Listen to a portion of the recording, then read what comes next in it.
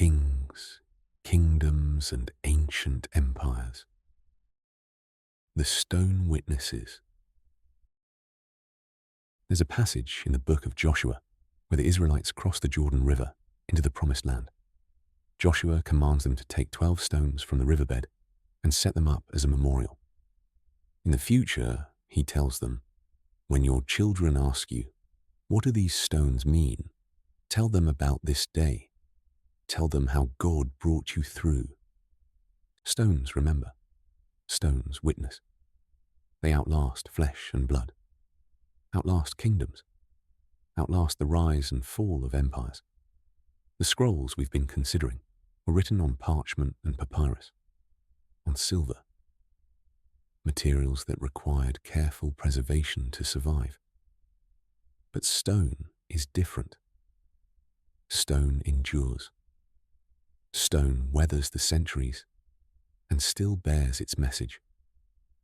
And so we turn now from scrolls hidden in caves to stones standing in the light, to inscriptions carved by ancient kings, to tunnels cut through bedrock, to the physical remains of the cities and kingdoms described in the books of Kings and Chronicles.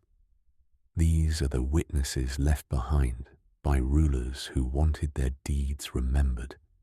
And remarkably, their boasts and records align with the biblical narrative in ways that bring those ancient stories into sharper focus. Let us walk now among ruins and read what the stones have to say. The Tel Dan inscription, the House of David. In the northern part of Israel, near the base of Mount Hermon, where streams flow down to become the headwaters of the Jordan River, there is a place called Tel Dan. A tel is an archaeological mound, built up over centuries as one city is destroyed, and another is built on top of its ruins, layer upon layer, like a cake of history. Tel Dan was the ancient city of Dan, the northernmost city of Israel. In the Bible, the phrase "from Dan to Beersheba" was a way of saying all of Israel, from the northern boundary to the southern boundary, the whole land.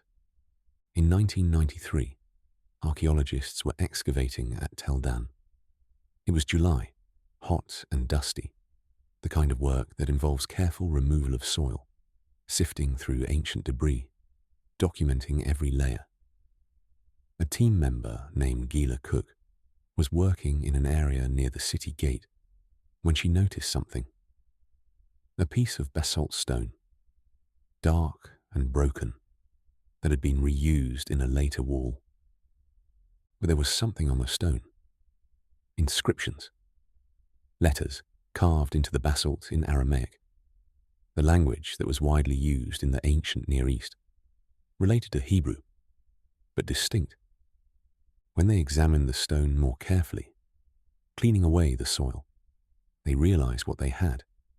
It was a fragment of a larger inscription, a victory stele, a stone monument set up by a king to commemorate his military triumphs.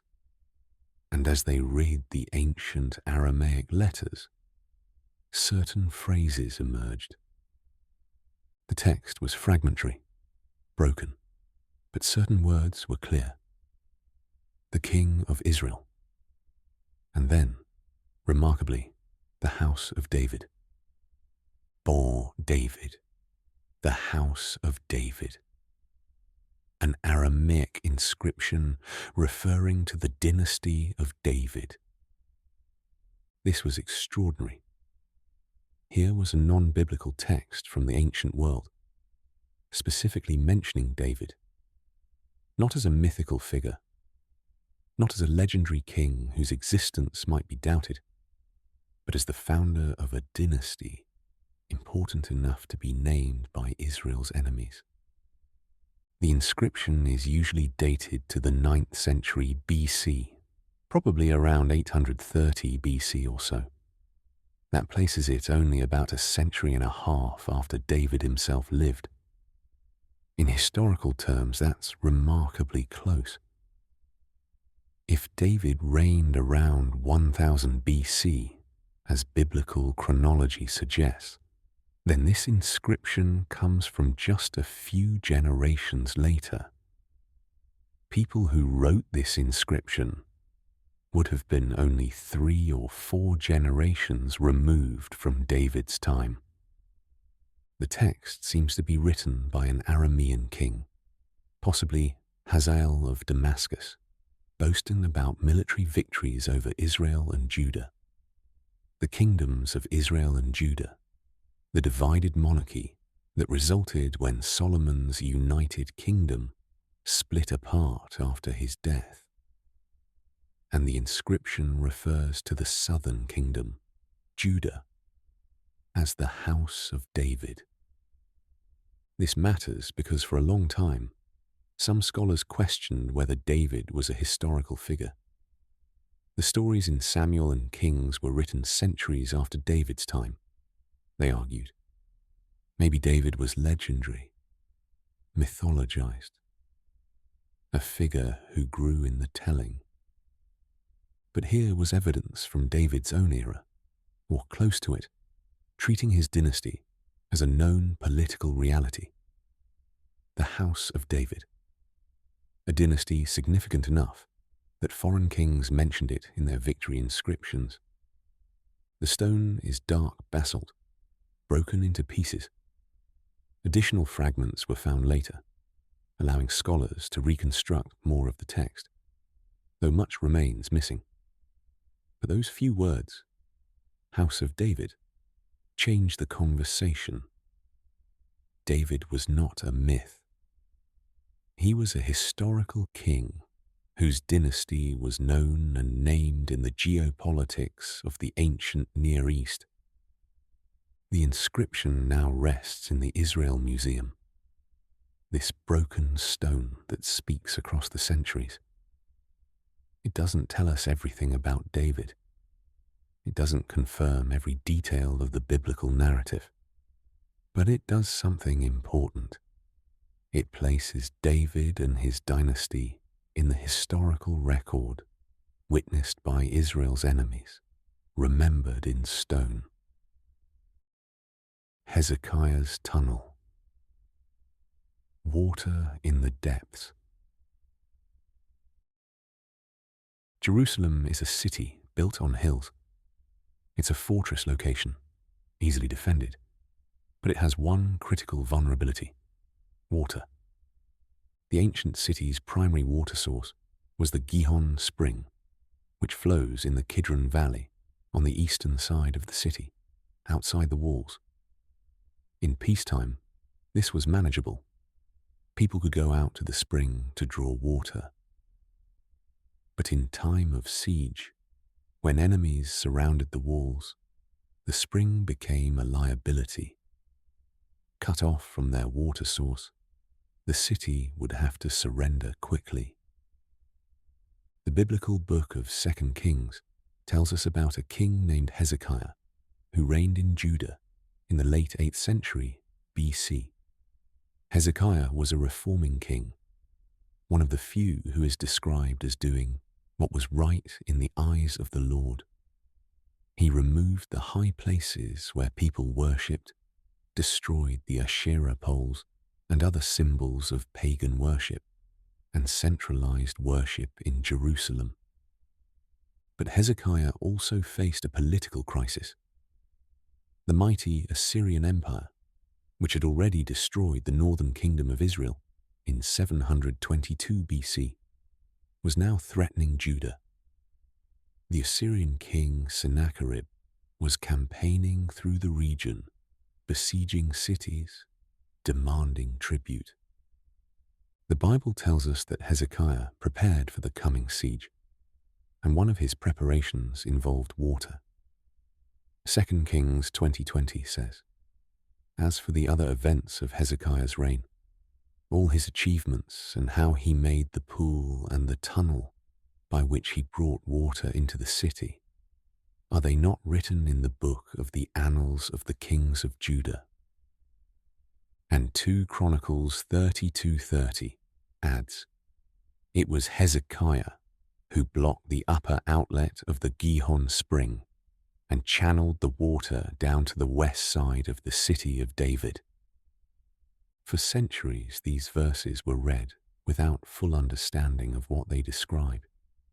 But underneath Jerusalem, there is a tunnel, a water tunnel, cut through solid bedrock, running from the Gihon spring to the pool of Siloam inside the ancient city walls. The tunnel is about 533 meters long, over a third of a mile, and it winds in an S-curve through the rock. It's about 2 feet wide, and the height varies. But in places it's tall enough to walk through upright, while in other sections you have to stoop or even crawl. This tunnel was cut from both ends. 2 teams of workmen, starting from opposite ends, dug through the rock toward each other. Think about the engineering challenge involved. No modern surveying equipment, no precise maps, just ancient tools. Bronze or iron chisels, hammers, picks, and extraordinary skill. The tunnel had to maintain a gentle, downward slope, so the water would flow by gravity. It had to navigate around obstacles in the rock, harder layers that forced the course to curve. And somehow, impossibly it seems, the 2 teams met in the middle. In 1880, a young boy was playing in the tunnel. By then, it had been known and used for centuries, though its origin was debated, when he noticed something carved into the wall of the tunnel, near where the 2 teams would have met. It was an inscription in ancient Hebrew, describing the completion of the tunnel.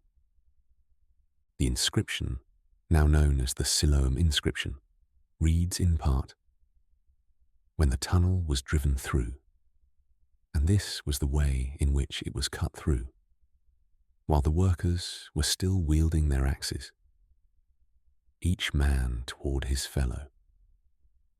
And while there were still 3 cubits to be cut through, there was heard the voice of a man calling to his fellow, for there was a resonance in the rock coming from the south and from the north. And when the tunnel was driven through, the quarrymen hewed the rock, each man toward his fellow, axe against axe, and the water flowed from the spring toward the reservoir for 1,200 cubits, and the height of the rock above the heads of the quarrymen was 100 cubits. Can you picture it? The 2 teams working in darkness, lit only by oil lamps, chipping away at the rock day after day. The sound of hammering, the chips of stone flying. And then, as they drew close to each other, being able to hear through the rock, voices, the sound of the other team's tools, the resonance of hammering carrying through the stone, and finally, breakthrough, the moment when the last barrier of rock falls away and the 2 teams meet, face to face, in the depths of the bedrock beneath Jerusalem. The water that had flowed from the Gihon spring, now channeled into this tunnel, could flow safely into the city, to a pool inside the walls, where it could be accessed even during a siege. The tunnel is still there. You can walk through it today, wading through the cold water that still flows through it after nearly 2,700 years. The inscription was removed in the 19th century and is now in the Istanbul Archeological Museum. But photographs and casts preserve its text. This is the tunnel described in Kings and Chronicles, This is Hezekiah's preparation for the Assyrian siege. And it worked. When Sennacherib came and besieged Jerusalem, the city had water. The siege, according to the biblical account, ended not with the city's fall, but with a miraculous deliverance. The Assyrian army withdrew. Jerusalem survived. The tunnel remains as a testament to Hezekiah's foresight, to ancient engineering skill, and to the historical reliability of the biblical account. The Bible said, Hezekiah made a tunnel to bring water into the city. And here it is, cut through solid rock, still carrying water after all these centuries. The Pool of Siloam, where the water flows. At the end of Hezekiah's tunnel, the water flows into a pool, the Pool of Siloam. In Hebrew, Siloam means sent, water that is sent, channeled, directed. For a long time, the location of the biblical Pool of Siloam was thought to be a small pool near the southern end of the city of David. But in 2004, during repair work on a sewage pipe in that area, something unexpected was discovered. Workmen noticed ancient stone steps. Archeologists were called in, and as they excavated, they uncovered a large, monumental pool with broad stone steps descending into it from multiple sides. This was no small cistern. This was a major public installation fed by the water from Hezekiah's tunnel. The pool dates to the Second Temple period, the time of Jesus. And suddenly, a story from the Gospel of John came into sharper focus. In John chapter 9, Jesus encounters a man who was born blind. The disciples ask Jesus, "Rabbi, who sinned, this man or his parents, that he was born blind?" Jesus answers that neither sinned, but this happened so that the works of God might be displayed in him. Then Jesus spits on the ground, makes mud with the saliva, and puts it on the man's eyes. He tells him, "Go, wash in the pool of Siloam." The man goes, washes, and comes back seeing. John adds a small note, Siloam, which means sent. For centuries, readers of this gospel had only the text. But now, we have the pool. We have the broad steps where people would have descended into the water. We can picture the blind man, led by others, perhaps, making his way to this pool, descending the steps carefully, unable to see them, bending down to wash the mud from his eyes in the clear water that flows from Hezekiah's tunnel. And then, opening his eyes to see for the first time, seeing the water, seeing the stone steps, seeing the light. The pool was a ritual bath, a mikveh, used for ceremonial purification, especially by pilgrims coming to Jerusalem for the feasts. It would have been a busy place during festivals.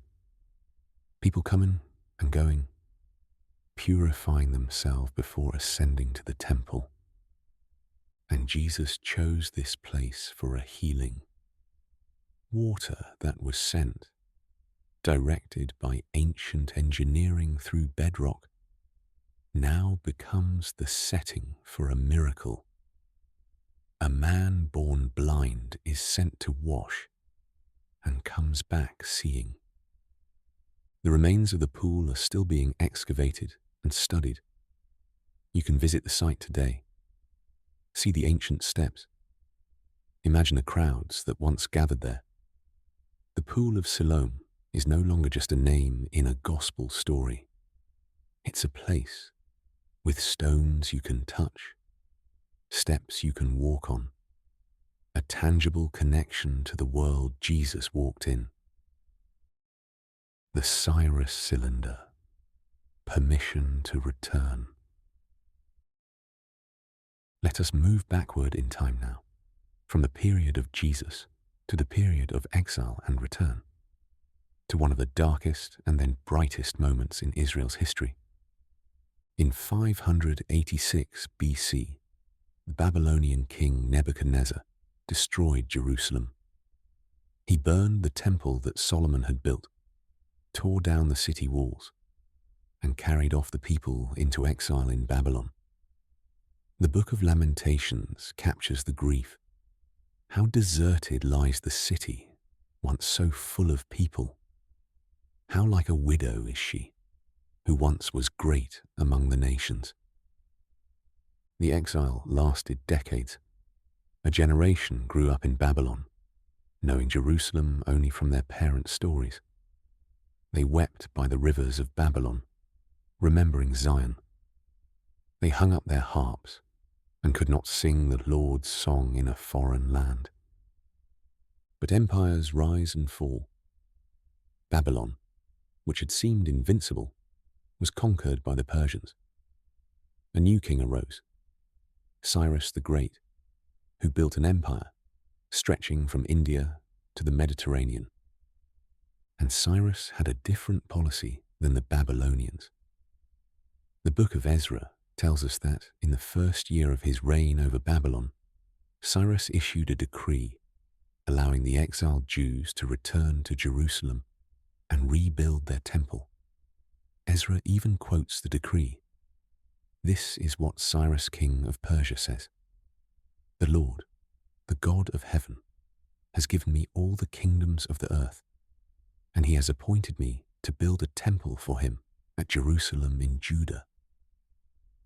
Any of his people among you may go up, and may the Lord their God be with them." For a long time, this was known only from the biblical text. But in 1879, archaeologists working in Babylon uncovered a clay cylinder about 9 inches long, covered in cuneiform writing. It had been placed in the foundation of a building, a common practice for ancient texts meant to commemorate a ruler's deeds. The cylinder is inscribed with a declaration from Cyrus. It describes how he conquered Babylon and was welcomed by the people. And then it says something remarkable. Cyrus declares that he returned the images of the gods that had been taken from various cities back to their temples, and allowed peoples who had been deported to return to their homelands and rebuild their sanctuaries. This is the famous Cyrus cylinder, and it provides the historical context for the biblical account. Cyrus did have a policy of allowing exiled peoples to return and restore their temples. This wasn't just about the Jews. It was a broader policy of conciliation, of winning the loyalty of conquered peoples by respecting their religions and allowing them to practice their customs. But for the Jews, this policy was experienced as deliverance, as an answer to prayer, as the fulfillment of prophecy. The prophet Isaiah had even named Cyrus, calling him God's anointed one, the instrument through which God would restore his people. This is what the Lord says to his anointed, to Cyrus, whose right hand I take hold of, to subdue nations before him. I summon you by name, and bestow on you a title of honor, though you do not acknowledge me.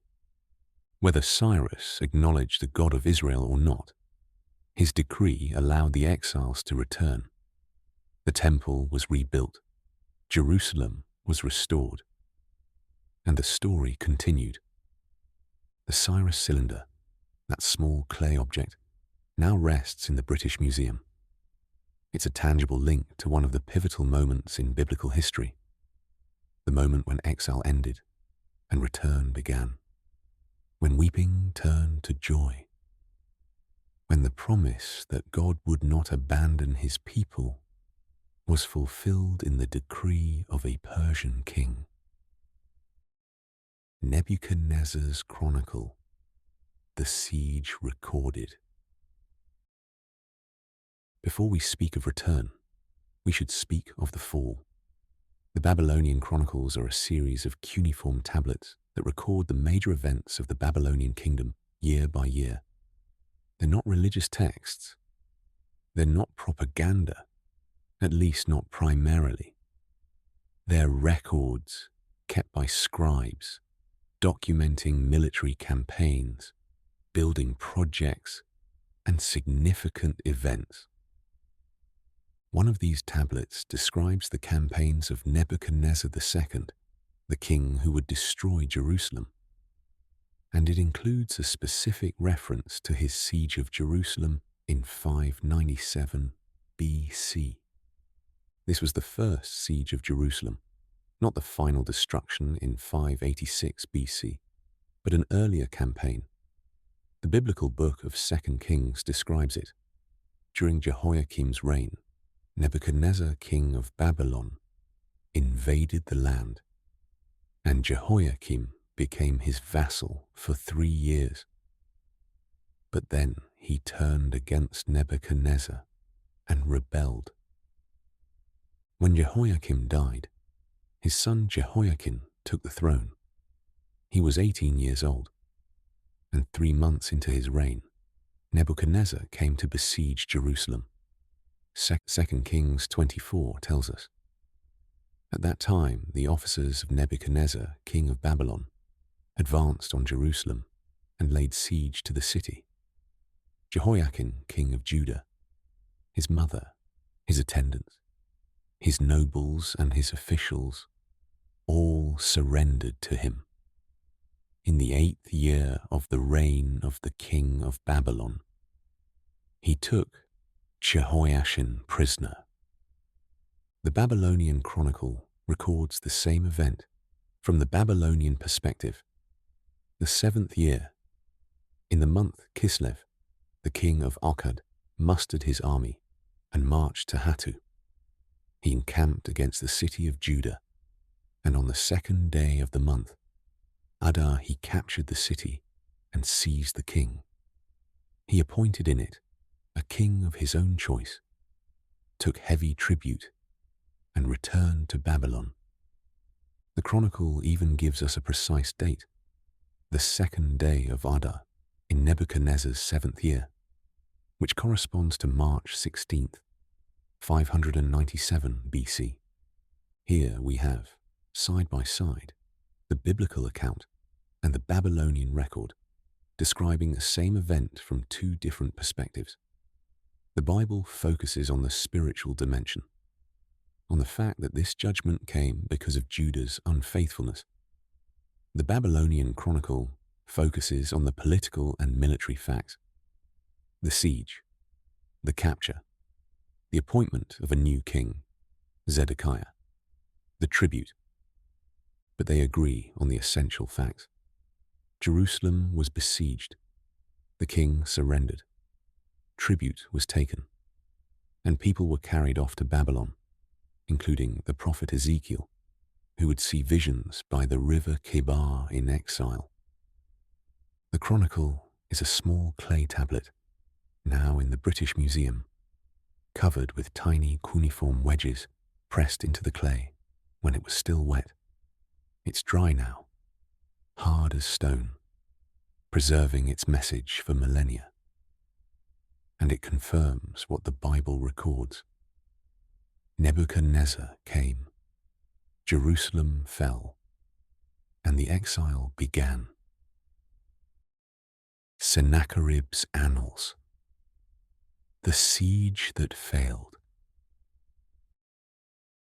Let us return to Hezekiah's time, to the Assyrian threat we mentioned earlier. While Hezekiah was preparing his tunnel, the Assyrian king Sennacherib was marching through the region with his army. Sennacherib left extensive records of his campaigns. In his palace at Nineveh, He had large stone slabs carved with reliefs depicting his military victories, and he had clay prisms inscribed with annals describing his achievements year by year. One of these prisms, the Taylor Prism, describes Sennacherib's campaign against Judah in 701 BC, and it specifically mentions Hezekiah. The text boasts, "As for Hezekiah the Judahite, who did not submit to my yoke, 46 of his strong walled cities, as well as the small cities in their neighborhood, which were without number, I besieged and took. Hezekiah himself I shut up like a caged bird within Jerusalem, his royal city." This matches the biblical account in 2 Kings 18-19 and Isaiah 36-37, which describe how Sennacherib conquered the fortified cities of Judah and besieged Jerusalem. The Bible tells us that Hezekiah was terrified and sent tribute to Sennacherib, stripping the gold from the temple doors to pay him off. But then, according to the biblical account, Sennacherib demanded more. He wanted Jerusalem to surrender completely. His field commander stood outside the walls and shouted to the people, trying to undermine their faith in God and their trust in Hezekiah. Hezekiah prayed. The prophet Isaiah brought him a message from God. "He will not enter this city or shoot an arrow here. I will defend this city and save it, for my sake and for the sake of David my servant." And that night, the biblical text says, the angel of the Lord went out and struck down 185,000 men in the Assyrian camp. Sennacherib broke camp and withdrew, returning to Nineveh. Now, here's what's interesting about Sennacherib's annals. He boasts about conquering the cities of Judah. He boasts about shutting Hezekiah up in Jerusalem like a caged bird. But he never claims to have captured Jerusalem. He never says he conquered it. For an Assyrian king, who typically boasted about every victory, this is a conspicuous silence. He besieged the city, but he didn't take it. He shut up Hezekiah inside, but Hezekiah remained on the throne. Something stopped Sennacherib from completing his conquest. The biblical account says, it was divine intervention. Sennacherib's annals simply stop mentioning Jerusalem and move on to other matters, describing the tribute he received. Something happened that night. Some disaster befell the Assyrian army. Whether you accept the supernatural explanation or suggest a plague or some other catastrophe, the fact remains. Sennacherib withdrew. Jerusalem survived. And both the Bible and the Assyrian records agree on this much. Sennacherib besieged but did not conquer Jerusalem. Years later, according to 2 Kings, Sennacherib was assassinated by his own sons while worshipping in the temple of his god Nisroch. Assyrian records confirm this as well, recording that he was killed in a rebellion by his sons. The Taylor Prism sits in the British Museum, a 6-sided clay prism covered with cuneiform text. It speaks of Assyrian might, of cities conquered, of kings submitting. But between the lines, in what it doesn't say, it speaks also of a siege that failed, of a city that should have fallen but didn't, of a king in a cage who somehow remained free. Lachish, the city that fell. One of the cities Sennacherib did conquer was Lachish. This was the second most important fortified city in Judah after Jerusalem, a strategic fortress guarding the approaches from the coastal plain. Sennacherib was so proud of his conquest of Lachish that he had an entire room in his palace at Nineveh, decorated with relief sculptures depicting the siege in elaborate detail.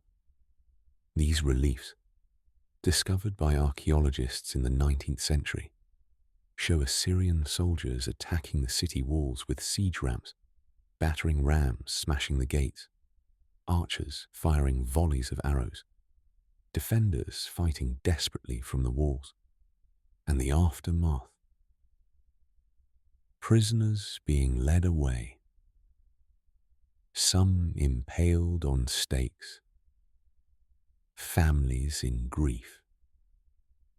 The reliefs are brutal and detailed.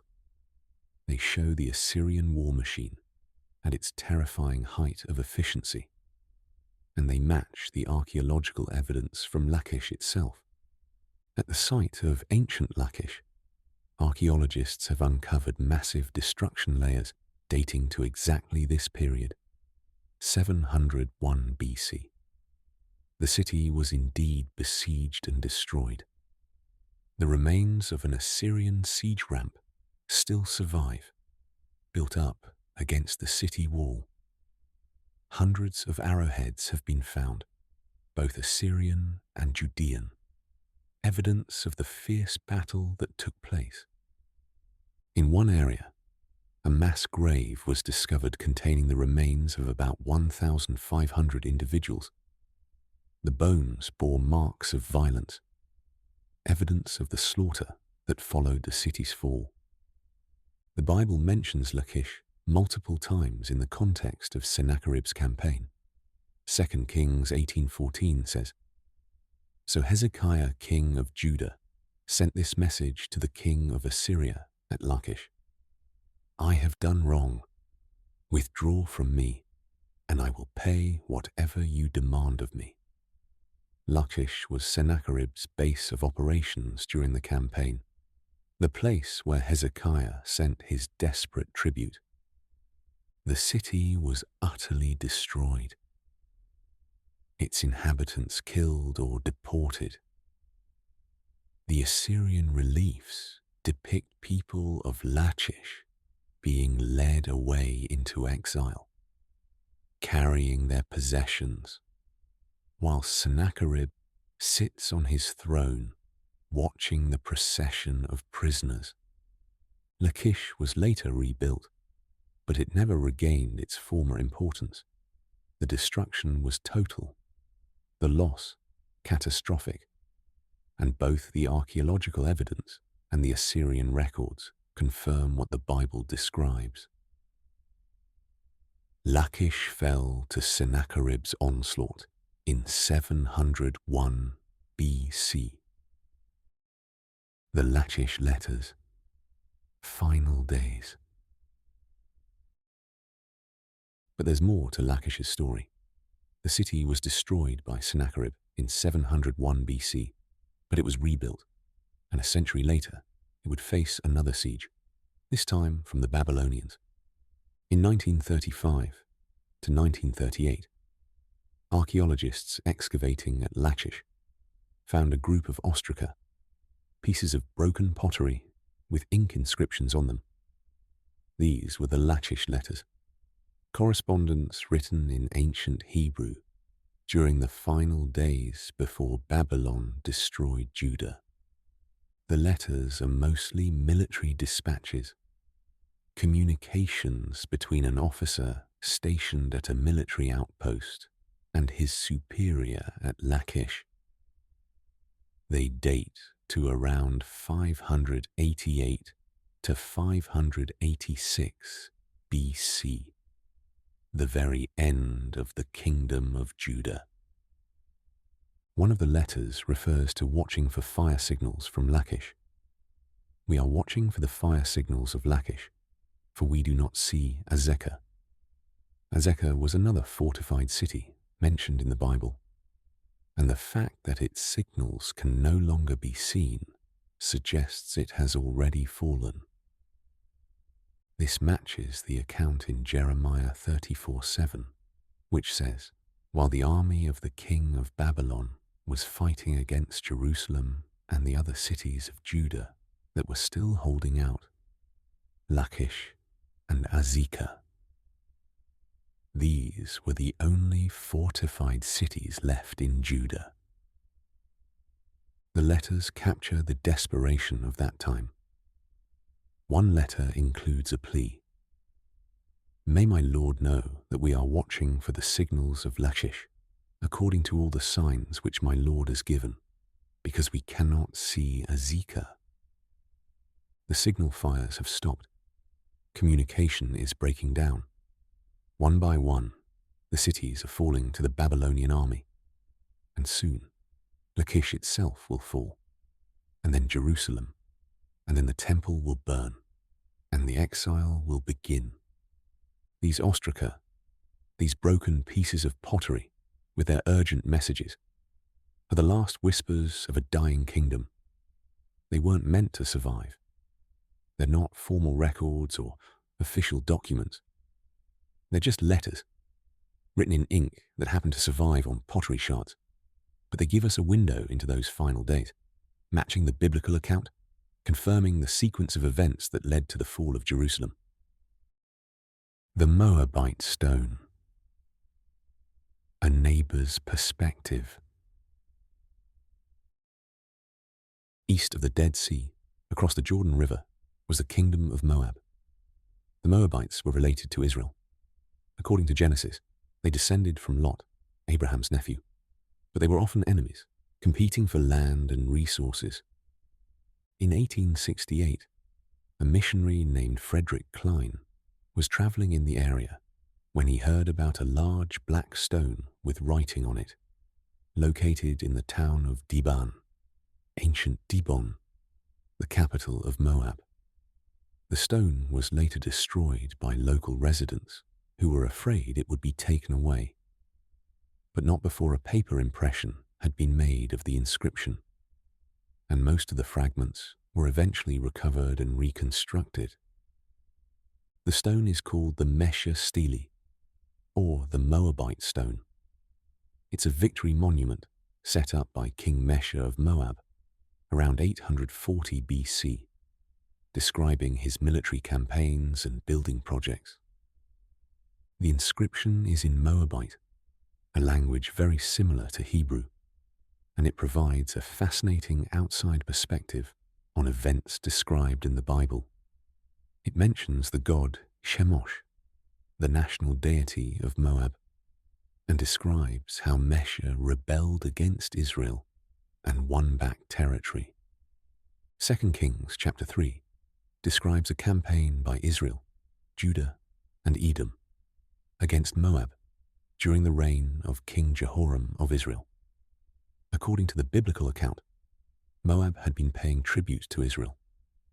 But when Ahab died, the king of Moab rebelled against the king of Israel. The Mesha Stele describes the same rebellion from the Moabite side. Mesha says, Omri was king of Israel, and he oppressed Moab many days, and his son succeeded him, and he also said, I will oppress Moab. In my days he said this, but I triumphed over him and over his house, and Israel perished forever. The stone even mentions specific Israelite towns that Mesha captured, and it includes a reference to the divine name of Israel's God, though spelled slightly differently. It's one of the earliest non-biblical references to Yahweh. What's fascinating is that we have two accounts of the same conflict, from opposing sides. The Bible describes the campaign from Israel's perspective, ending with a disturbing scene where Mesha, in desperation, sacrifices his firstborn son on the city wall, and the fury against Israel was great, so they withdrew and returned to their own land. Mesha describes it as a great victory for Moab and Chemosh. Each side claims their God gave them victory. Each Each side emphasizes different aspects of the conflict, but both agree on the basic framework. There was a tribute relationship, there was a rebellion, there was a war between Moab and Israel. The Mesha Stele and the biblical account corroborate each other, even as they differ in perspective and interpretation. The stone, reassembled from its fragments, now rests in the Louvre Museum in Paris. It's a powerful reminder that Israel and Judah existed in a world of competing kingdoms, each with their own gods, their own perspectives, their own ways of understanding events. The biblical narrative is part of a larger historical tapestry, confirmed and illuminated by the records left by Israel's neighbors.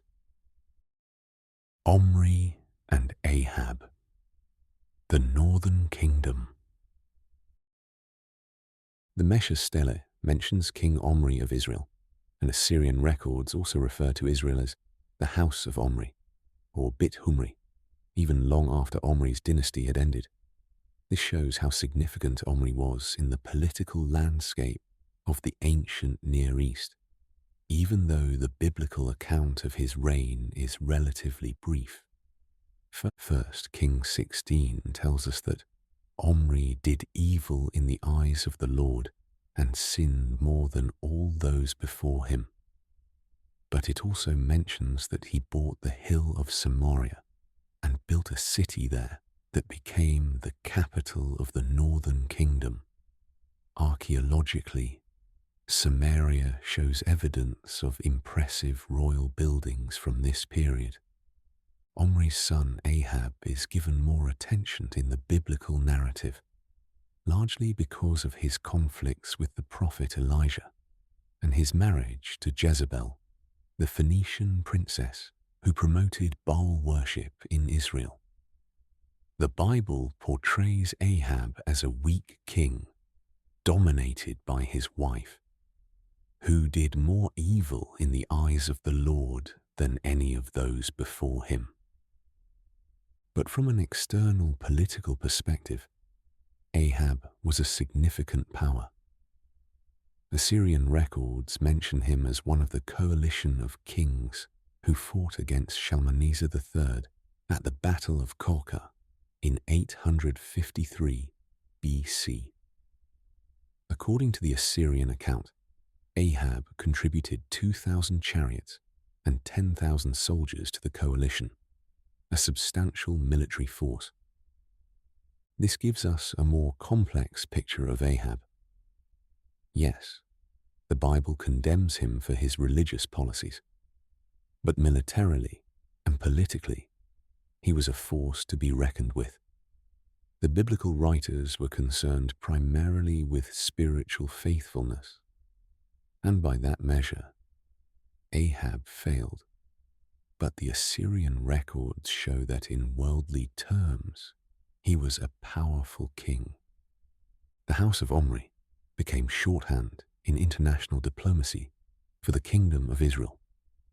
Even after Jehu's coup wiped out Omri's dynasty and killed Ahab's sons, the Assyrians continued to refer to Israel by Omri's name. It's like how we might refer to the White House or the Kremlin, even when different administrations come and go. The name sticks because it represents the institution. Hezekiah's royal seal, a bulla from the king. In 2015, archaeologists announced the discovery of a small clay seal impression, a bulla, found during excavations near the southern wall of the Temple Mount in Jerusalem. It was tiny, barely larger than a fingernail, but the inscription was clear. In ancient Hebrew it read, "Belonging to Hezekiah, son of Ahaz, king of Judah." This was a royal seal, the kind used to seal documents, pressed into clay, while it was still soft to authenticate letters and official records. In the ancient world, a seal was like a signature, a mark of authority and authenticity. The bulla bears not only Hezekiah's name and title, but also a symbol, a two-winged sun disk, a symbol of protection, flanked by Egyptian ankh symbols representing life. It's a tiny object, fired in antiquity, perhaps accidentally when Jerusalem was burned, which preserved it and made it hard enough to survive in the soil for 2,700 years. Imagine this seal in use. Hezekiah, the king who dug the tunnel, who faced Sennacherib, who reformed worship and trusted in God, pressing his seal into soft clay to authorize a letter or decree. And now, after all these centuries, that seal impression emerges from the ground near the Temple Mount, bearing his name, connecting us directly to the king described in Kings, Chronicles, and Isaiah.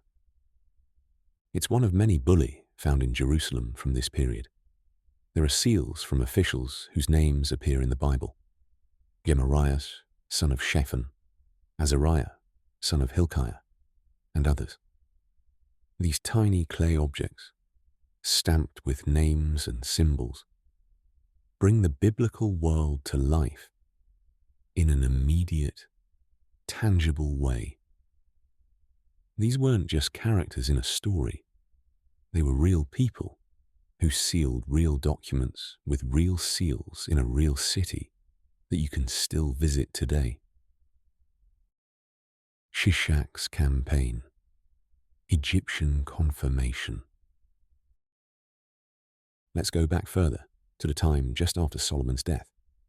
The United Kingdom had split into two: Israel in the north, ruled by Jeroboam, and Judah in the south, ruled by Rehoboam, Solomon's son. 1 Kings 14 and 2 Chronicles 12. Both describe an invasion by Shishak, or Shoshenq, the pharaoh of Egypt. The text says, "In the 5th year of King Rehoboam, Shishak, king of Egypt, attacked Jerusalem. He carried off the treasures of the temple of the Lord and the treasures of the royal palace. He took everything, including all the gold shields Solomon had made."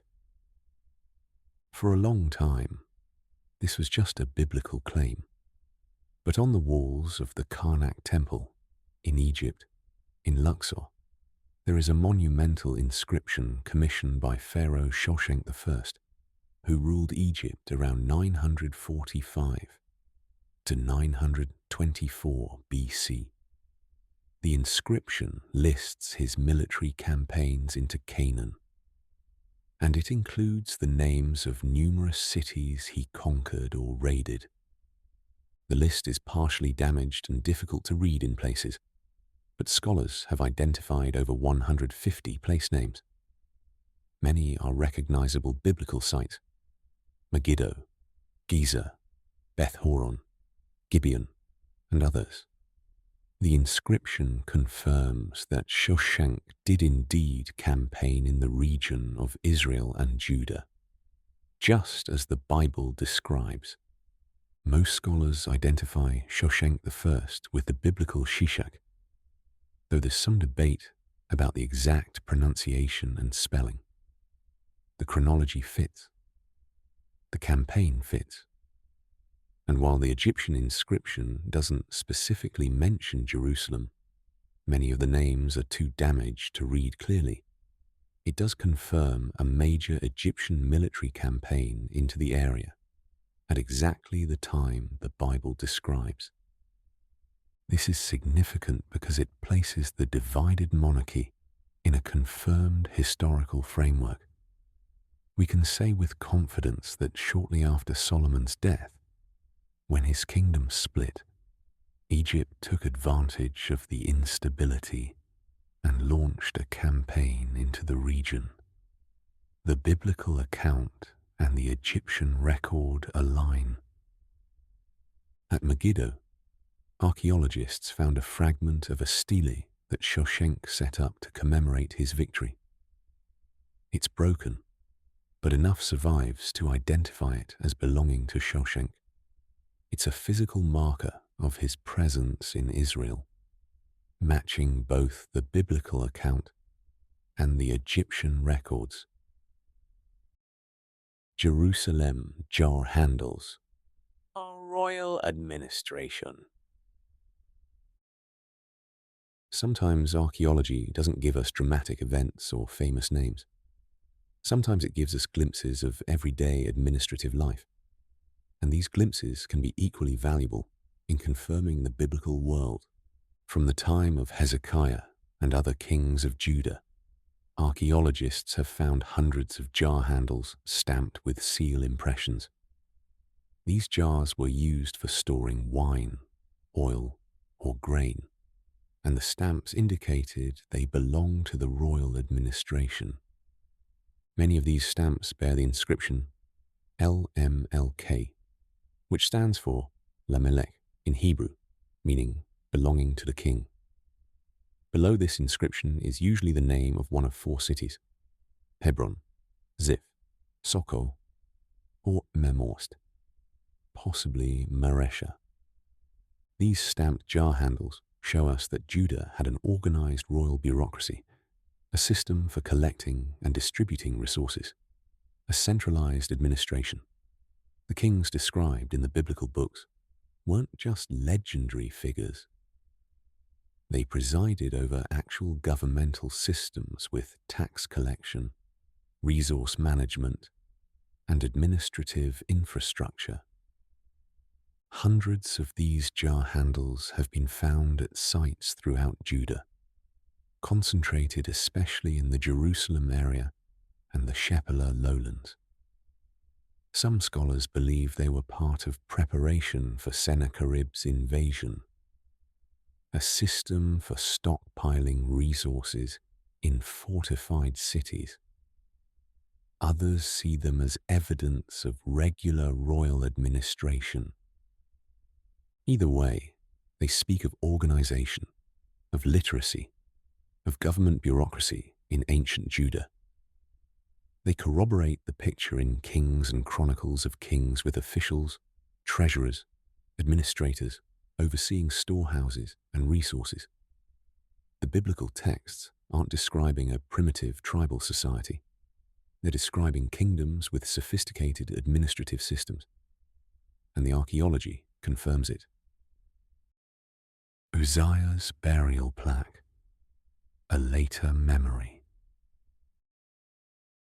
King Uzziah, also called Azariah in some biblical texts, ruled Judah in the 8th century BC. 2 Kings and 2 Chronicles tell his story. He was a successful king who rebuilt Judah's military and economic strength. But he became proud and entered the temple to burn incense, a privilege reserved for priests. As punishment, he was struck with leprosy and lived in isolation for the rest of his reign. 2 Chronicles 26:23 says, Uzziah rested with his ancestors and was buried near them in a cemetery that belonged to the kings. For people said he had leprosy, and Jotham, his son, succeeded him as king. In 1931, an archaeologist found a burial plaque in Jerusalem, written in Aramaic script from a much later period, probably from the 1st century BC. It read, "Here were brought the bones of Uzziah, king of Judah. Do not open." This wasn't Uzziah's original burial. This was a reburial, perhaps when the royal tombs were being moved or disturbed. But what it shows is that even centuries after Uzziah's death, there was a clear memory of who he was. People in the Second Temple period still knew about King Uzziah, still remembered he was a king of Judah, and still treated his remains with respect, even marking them with a warning not to disturb them. The plaque is now lost, reportedly destroyed during World War II, but photographs and descriptions of it were preserved. It's a small testament to historical memory, to how the story of Judah's kings was passed down through generations, remembered even in times far removed from their actual reigns. The Pontius Pilate inscription, a New Testament connection. Let us move forward now from the kingdoms of Israel and Judah to the time of Roman occupation. The empires have changed. Babylon gave way to Persia. Persia was conquered by Alexander the Great. His empire fractured into successor kingdoms. And eventually, Rome rose to dominate the entire Mediterranean world. In 1961, Italian archaeologists were excavating a Roman theatre in Caesarea Maritima, the coastal city that served as the Roman capital of Judea. They found a limestone block that had been reused as part of a staircase in the theatre. But when they looked more closely, they could see that the stone had originally been part of another structure. It bore a Latin inscription. The inscription is fragmentary, but enough survives to read, "Pontius Pilate, prefect of Judea, has dedicated to the people of Caesarea a temple in honor of Tiberius." This is the only known archaeological evidence bearing Pontius Pilate's name, confirming his historical existence and his title. Before this discovery, the only references to Pilate were in literary sources. The Gospels, Josephus, Tacitus, and Philo. But here was physical evidence, a stone inscription from Pilate's own time, identifying him as the prefect of Judea under Emperor Tiberius. This matches exactly the description in the Gospels. The Gospel of Luke, for instance, is precise in its dating. In the 15th year of the reign of Tiberius Caesar, when Pontius Pilate was governor of Judea, Herod tetrarch of Galilee, his brother Philip tetrarch of Iturea and Trachonitis, and Lysanias tetrarch of Abilene, during the high priesthood of Annas and Caiaphas, the word of God came to John, son of Barnabas, in the wilderness. Luke sets the beginning of Jesus' ministry in a specific historical context, naming multiple rulers and officials, and archaeology has confirmed the existence of these figures. Pilate was real. He was prefect of Judea. He served under Tiberius, and he presided over the trial of Jesus, just as the Gospels describe. The stone now rests in the Israel Museum in Jerusalem. It's a simple limestone block with a Latin inscription, official and bureaucratic, but it connects directly to one of the most significant moments in human history: the trial and crucifixion of Jesus Christ. Caiaphas Ossuary, the high priest's burial.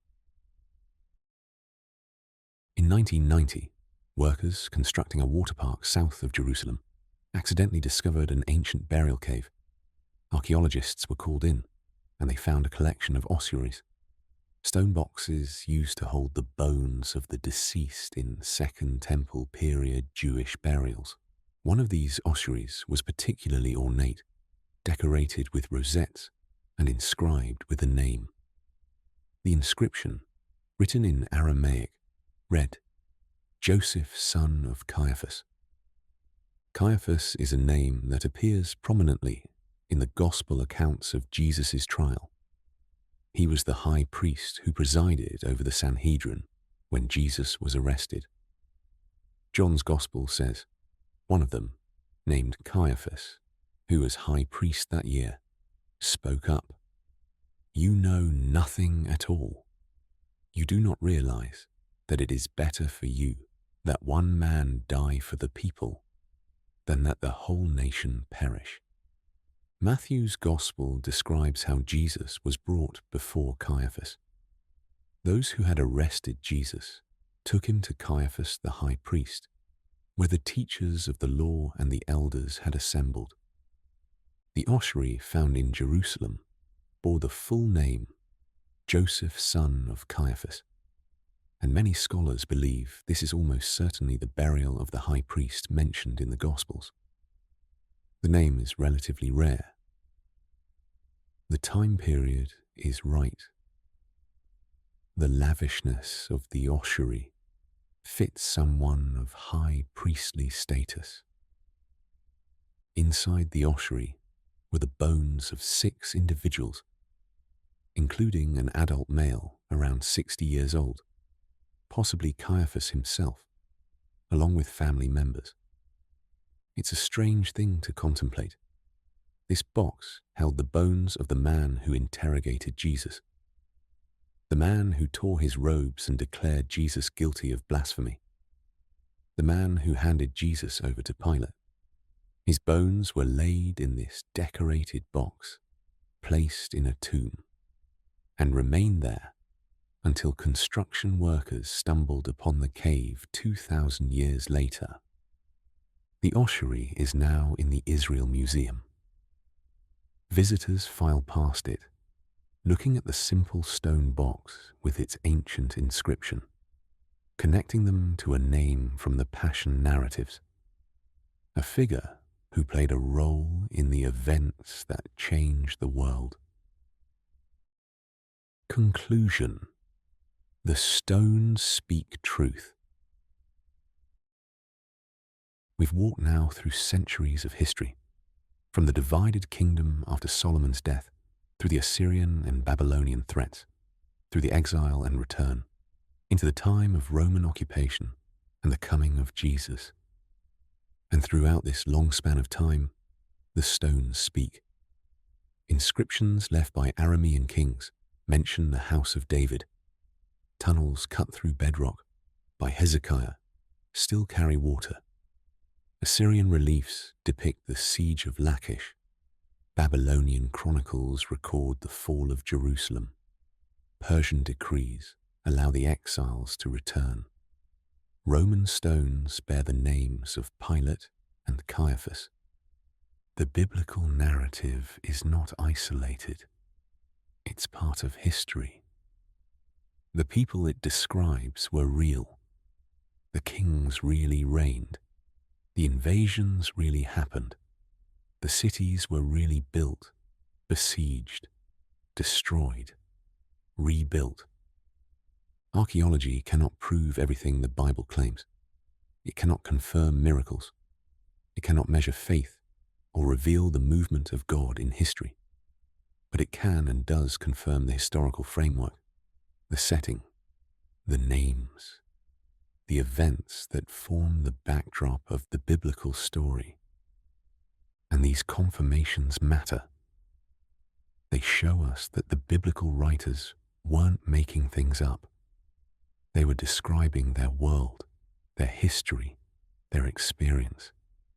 When they wrote about King Hezekiah preparing for siege, they were describing something real. When they mentioned the fall of Lachish, or the invasion of Shishak, or the exile in Babylon, they were recording actual events. The stones remain. They outlast flesh and blood. They outlast empires. And they testify, in their silent way, to the truth of the story. The biblical world was real. The people lived. The events happened. And the story that unfolds across the pages of Scripture unfolded also in the dust and stone of the ancient Near East. Rest now in the knowledge that truth endures, that history confirms, that the archaeological record aligns with the biblical testimony. The stones that Joshua set up as memorials have their counterparts in the inscriptions of ancient kings. The tunnels beneath Jerusalem, the jar handles stamped for the royal administration. When your children ask, "What do these stones mean?" you can tell them. You can tell them about kings and kingdoms, about sieges and survival, about exile and return. You can tell them that the stones speak truth, and in their speaking, They confirm the larger story of which they're part. The story of God's people, moving through history, facing empires and invasions and exile, but never forgotten, never abandoned, always moving toward the fulfillment of promises given long ago. The stones witness. The stones remember. The stones speak.